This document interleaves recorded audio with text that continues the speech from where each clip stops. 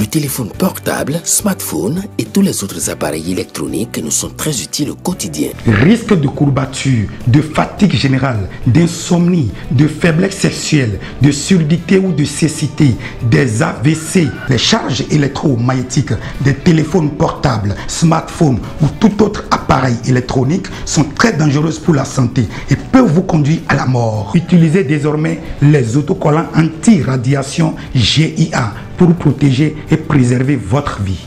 Les amis, faites comme moi, Gégé Lapino, en adoptant DMA GIA. Après 10 ans d'existence, le complexe scolaire La Plume rénove son cadre pour le bien-être des apprenants. Le complexe scolaire La Plume, c'est de la maternelle au CM2 avec 100% au CEP, une salle d'informatique, une bibliothèque, des salles de classe dotées de chaises et tables individuelles, une aire de jeu, une cantine, des toilettes modernes et autres, pour offrir un meilleur cadre d'apprentissage à nos enfants. Donnez-leur la chance de réussir brillamment et sainement en les inscrivant au complexe scolaire La Plume, situé à Tinvier, dans la ville de Porto-Novo. Contact 00229 61 16 96 69 ou encore 00229 99 15 40 30. Au complexe scolaire La Plume, nous formons réellement l'élite de demain.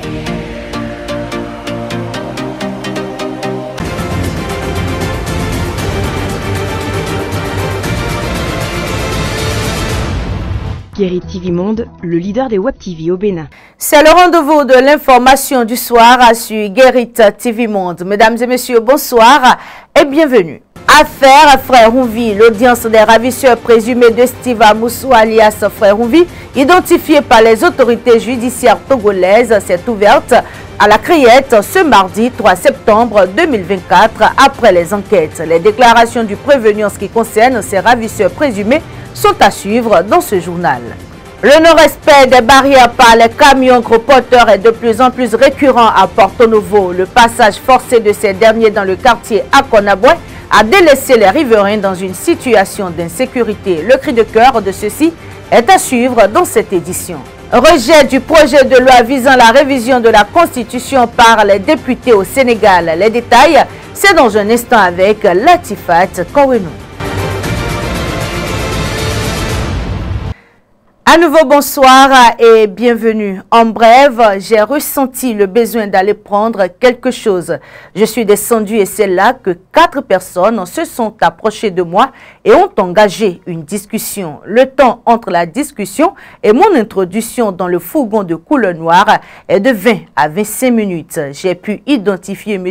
Dimi Gandaro et M. Géraude Bagidi. Les deux autres étaient cagoulés. Je n'ai pas pu identifier Monsieur Wanilo Médégan Fagla. La zone dans laquelle la scène s'est produite est éclairée. J'ai été brutalisé, mais la population suivait de loin la scène. Je ne peux pas dire exactement l'heure à laquelle la scène s'est produite, a déclaré Steve Amoussou, rapporté par Serge Novignon. Ce sont là les propos de Steve Amoussou alias Frère Rouvi, tenu au cours de l'audience de ces ravisseurs présumés identifiés par les autorités judiciaires togolaises après enquête. C'était ce mardi 3 septembre 2024 devant la Cour de répression des infractions économiques et du terrorisme, Criette. Rappelons que le procès de Steve Amoussou arrêté à Lomé est prévu pour le 7 octobre prochain. Toujours dans le même volet, l'actualité béninoise est marquée depuis quelques semaines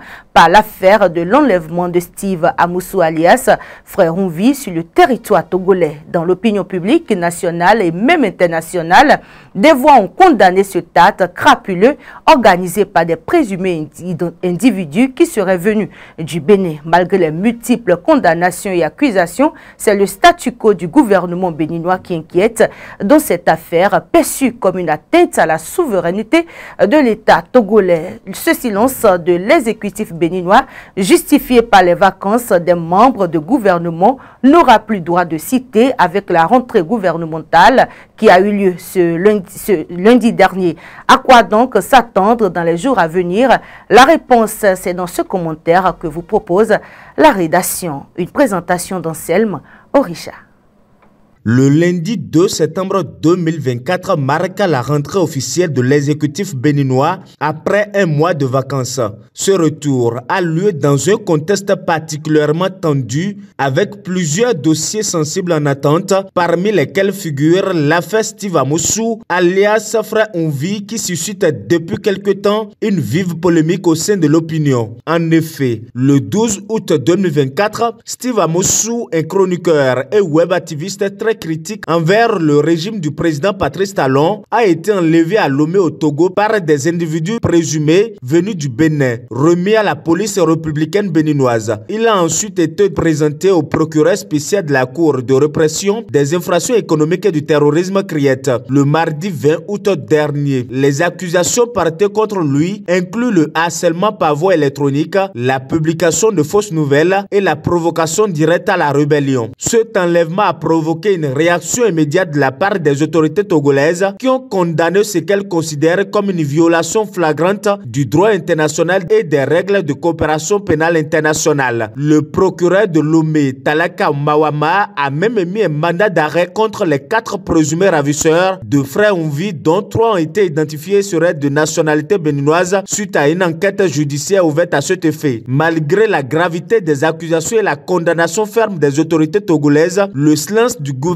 béninois justifié par les vacances de l'exécutif a laissé un vide inquiétant. Avec la rentrée du gouvernement, l'attente est grande chez les Béninois ainsi que sur la scène internationale pour voir comment le régime de Patrice Talon va gérer cette crise. Le premier conseil des ministres prévu pour ce mercredi sera sans doute très scruté. Le porte-parole du gouvernement, Wilfried Léandre-Oumbedi, est attendu au tournant, tout comme le procureur spécial de la CRIET, pour clarifier la position du Bénin sur cette affaire. Le respect des principes de droit international et de souveraineté étant en évidence, une prise de parole du président Patrice Talon lui-même pourrait s'avérer nécessaire pour apaiser les tensions et restaurer la crédibilité du Bénin sur la scène internationale. Les regards sont donc tournés vers le prochain conseil des ministres du gouvernement de Patrice Talon en quête de légitimité, de crédibilité face à une situation qui pourrait non seulement ternir l'image du pays, mais aussi compromettre les relations avec son voisin togolais. La barrière installée juste derrière l'hôpital El Fateh, situé au quartier à Konaboué dans le 5e arrondissement de la ville de Porto Novo, a été forcée par un conducteur indélicat dans la nuit du dimanche 1er au lundi 2 septembre 2024. L'état de ce dispositif constitue un danger pour les riverains et les usagers qui invitent les autorités pour sa réparation. Imaginez. Installé sur les voies pour sécuriser les infrastructures routières et empêcher l'intrusion des véhicules non autorisés dans des périmètres fréquentés par le public, les barrières anti-véhicules béliers sont de plus en plus détruites par les conducteurs indélicats forçant le passage. C'est notamment le cas de celle installée juste derrière l'hôpital El Fateh, situé dans le quartier à Konaboué, au 5e arrondissement de Porto Novo. L'état actuel de ce dispositif constitue un danger pour les riverains et usagers. Ils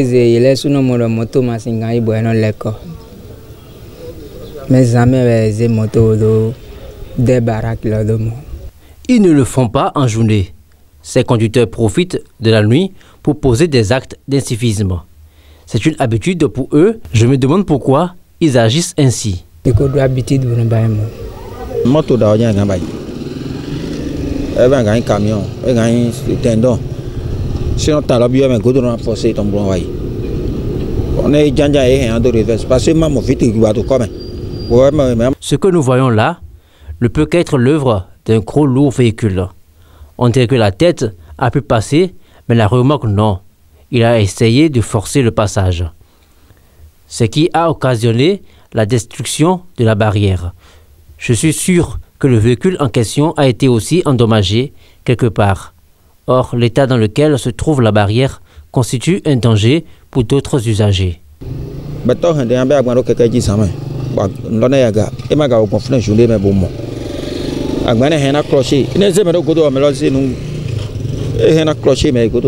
Les habitants déplorent ce acte d'incivisme et invitent les autorités compétentes à réparer le dispositif afin de garantir la sécurité de tous.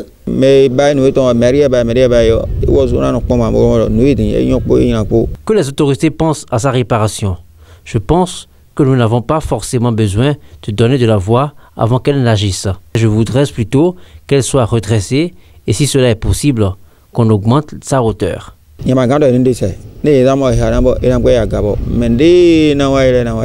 bon? Que ceux qui sont responsables de ces infrastructures s'activent pour le redressement de cette barrière. Une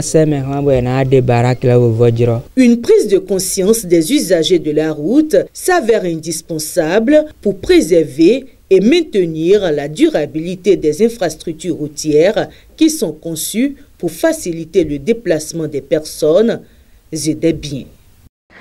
Deux services de l'Agence nationale d'identification des personnes ANIP sont transférés à la préfecture de Cotonou. Il s'agit du service de la gestion des demandes diaspora et du service de la modernisation de l'état civil. L'annonce a été faite par la direction générale de l'ANIP dans un avis rendu public le vendredi 30 août 2024. Autre information dans cette édition active dans la 21e circonscription électorale, Maroufatou Falola, actrice politique, ne hasarde pas dans les actions sociales dans sa communauté. En contact permanent avec les citoyens à la base, elle semble effacée de la vie politique, mais elle est bel et bien active et dynamique dans la commune d'Ifoni. C'est ce que nous apprend ce commentaire signé Latifat Kouenou.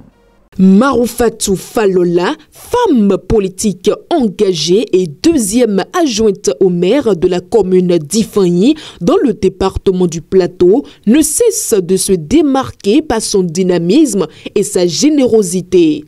Membre de l'Union progressiste Le Renouveau, parti de la mouvance présidentielle, elle est bien connue pour son engagement constant tant sur le plan politique que dans le soutien aux initiatives à la base. Mais où est passée cette figure incontournable de la 21e circonscription électorale? Depuis sa prise de fonction, Maroufatou Falola n'a cessé de démontrer sa volonté de servir sa communauté avec abnégation. Sa position de deuxième adjointe au maire d'Ifani ne l'a pas confinée à un rôle purement administratif.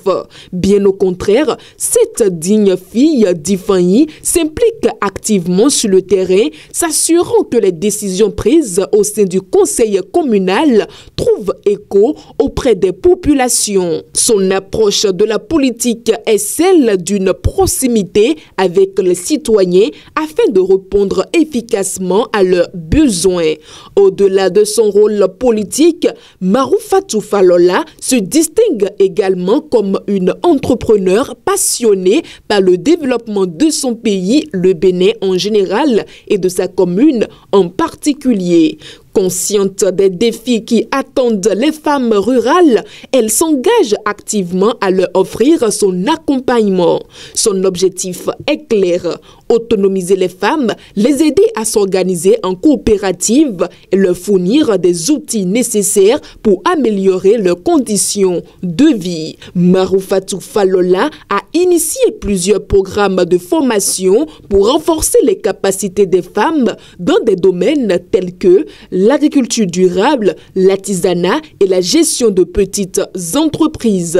Ces initiatives ont non seulement permis à de nombreuses femmes de gagner en indépendance financière, mais ont également contribué à revitaliser l'économie dans la localité. Bien que son nom ne fasse pas souvent la une des journaux, Maroufatou Falola continue de travailler dans l'ombre pour le bien-être de ses concitoyens.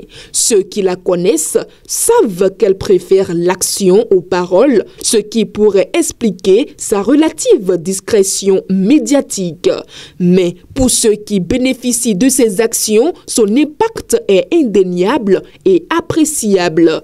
Maroufatou Falola reste une figure emblématique de la commune d'Ifanyi et de la 21e circonscription électorale. Sa capacité à allier responsabilités politiques et initiatives économiques pour les femmes rurales démontre sa volonté de construire un avenir meilleur pour sa communauté. Sa présence constante sur le terrain, loin des projecteurs, est la preuve de son dévouement à faire la différence dans la vie des gens. Pour ceux qui se demandent où est passé Maroufatou Falola, la réponse est simple.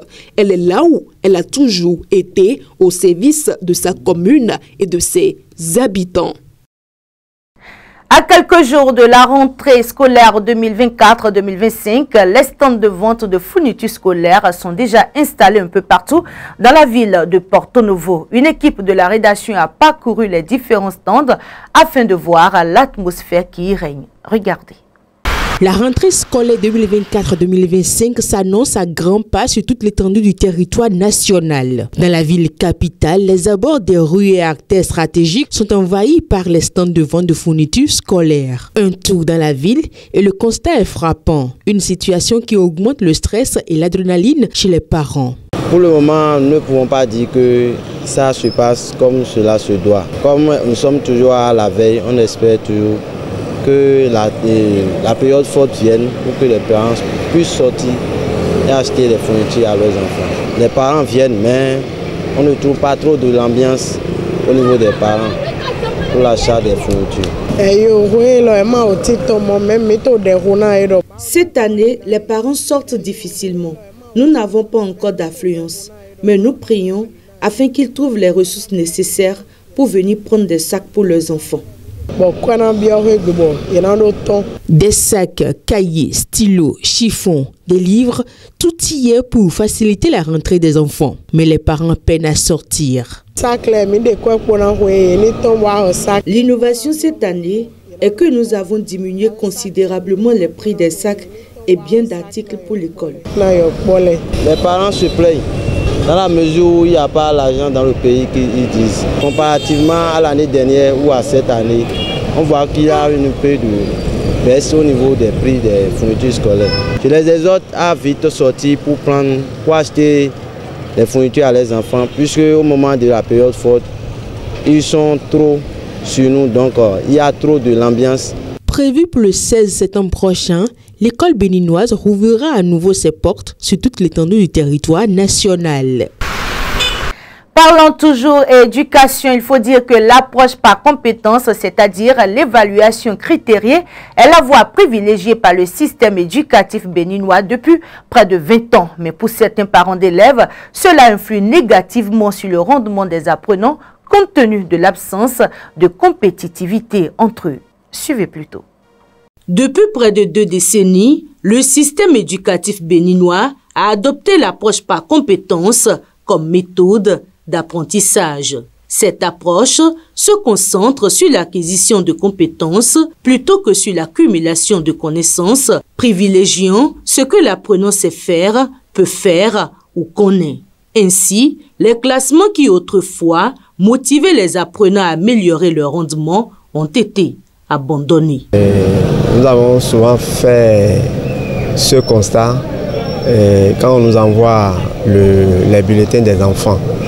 Quand on donne les rangs, ça motive parce qu'il y a tableau d'honneur, il y a félicitations, il y a tout ça là qu'on n'encourage plus les enfants à donner. Toutefois, cet avis n'est pas partagé par l'enseignant-chercheur en psychopédagogie, le professeur Jean-Claude Roumenou. Selon lui, cette méthode présente des limites, notamment en ce qui concerne le suivi de l'évolution des élèves par leurs parents avec le système de notation actuellement en vigueur. Notre système éducatif veut mettre l'accent sur les apprentissages réels que font les écoliers, les élèves, les étudiants, en adoptant une autre façon d'évaluer. Globalement, on peut distinguer une évaluation qu'on appelle l'évaluation critériée, qui est basée sur les critères. On veut voir si l'élève, l'apprenant, a satisfait aux critères de réussite pour qu'on puisse dire qu'il a réussi tel ou tel apprentissage. Ça ne porte pas en tout cas à la culture de l'excellence. Pour les autorités en charge de l'éducation, cette réforme vise à réduire le taux de déscolarisation. Elle permet aux élèves qui occupent les dernières places, souvent stigmatisés, de ne plus être mis en lumière, ce qui leur permet de poursuivre leur cursus sans avoir à affronter des regards gênants. Au contraire, le dernier va tout faire parce que les derniers peuvent être premiers. Maintenant, celui qui est premier, il va toujours garder, il va tout faire pour maintenir sa place. Maintenant, celui qui est derrière lui, qui est toujours dernier ou bien dixième, il va se donner davantage, il va se renforcer sa capacité de travail. Toutefois, il est crucial que les autorités à divers niveaux du système éducatif béninois réfléchissent à une adaptation de l'approche par compétences en vigueur dans nos écoles afin de mieux l'aligner avec les réalités locales. Les informations hors de nos frontières. Au Sénégal, après 11 heures de débat, les députés réunis en séance plénière extraordinaire ont rejeté dans la soirée du lundi 2 septembre 2024 le projet de loi visant à modifier la Constitution. 83 voix contre, 80 pour.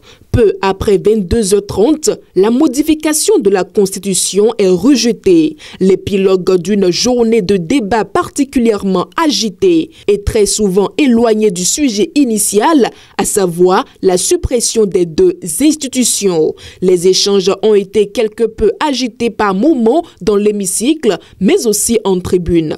Les gendarmes ont ainsi dû évacuer le public composé de partisans du gouvernement qui perturbaient les discussions. Ce que regrette Amadou Ba de la coalition Yewi Askanoui qui soutient le gouvernement, je cite, la majorité Benno Bokk Yaka n'a pas voulu en réalité sacrifier la clientèle politique qui était cassée dans ces institutions et a préféré faire du dilatoire et nous ramener à des questions qui n'ont rien à voir avec l'objet de cette session extraordinaire. Fin de citation. Les députés Yewi Askanoui défendent une mesure de rationalisation des institutions plébiscitées par les électeurs sur des institutions inutiles et qui doit faire économiser quelques 115 milliards de francs CFA, environ 114 millions d'euros en 5 ans, selon les chiffres du gouvernement. Les députés Benno Bokk Yaka ont dénoncé une proposition populiste inutile et dangereuse contre des institutions qui ont prouvé leur utilité. Je cite, on ne va pas détruire l'héritage politique de Macky Sall. Fin de citation, a insisté une députée pour expliquer le refus de voter le test. Pour Abdou Mbo, chef de file de groupe Benno Bokk Yaka de l'ancien président Macky Sall, le projet de loi présenté n'était qu'un énième stratagème du gouvernement pour gagner du temps. C'est pourquoi il compte déposer une motion de censure dès aujourd'hui. Je le cite, le premier ministre du Sénégal, Ousmane Sonko, a montré qu'il n'est pas à la hauteur de la tâche. Comme c'est quelqu'un qui ne veut pas venir faire sa déclaration de politique générale, qui a dit qu'il a un projet que l'on ne voit pas. Mais je pense que cette personne n'est pas capable de diriger le pays. Fin de citation. Une démarche qui n'effraie pas Ayib Daffé, chef du groupe parlementaire Yewi Askanoui. Je cite, ils savent qu'ils sont en train de jouer le va-tour. Nous sommes sereins. Ce que nous demandons, c'est que le peuple sénégalais souverain soit consulté par référendum ou lors d'élections législatives anticipées. Plus que jamais, après cette séance, la dissolution que le président Diomaye Faye pourra annoncer à compter du 12 septembre 2024 est dans tous les esprits. La note sportive de cette édition.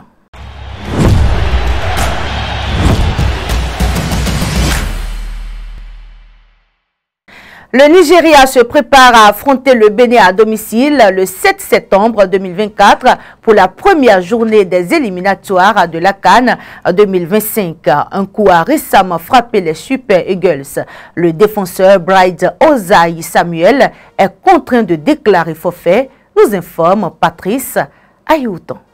Osayi Samuel, initialement convoqué, a dû se retirer. Pour pallier à cette absence, le sélectionneur du Nigeria a appelé Benjamin Tanimou en renfort. À ce stade, 16 joueurs ont déjà rejoint le camp de regroupement des Super Eagles pour préparer les matchs de septembre 2024. Les Képards du Bénin, quant à eux, sont presque au complet pour leur regroupement en Côte d'Ivoire. Depuis le dimanche 1er septembre 2024, l'équipe nationale béninoise, sous la direction du sélectionneur Ken Otro, a entamé ses préparatifs. Ce mardi 3 septembre 2024, la majorité des joueurs convoqués sont déjà présents à Abidjan, à l'exception de 3 éléments clés, Steve Warren Traoré, Chodel Dossou et Cécile Dalmeda, qui sont attendus dans les prochaines heures pour compléter le groupe. En attendant leur revenue, l'équipe poursuit ses préparatifs. Ainsi se referme cette édition. Merci de l'avoir suivi et bonsoir chez vous.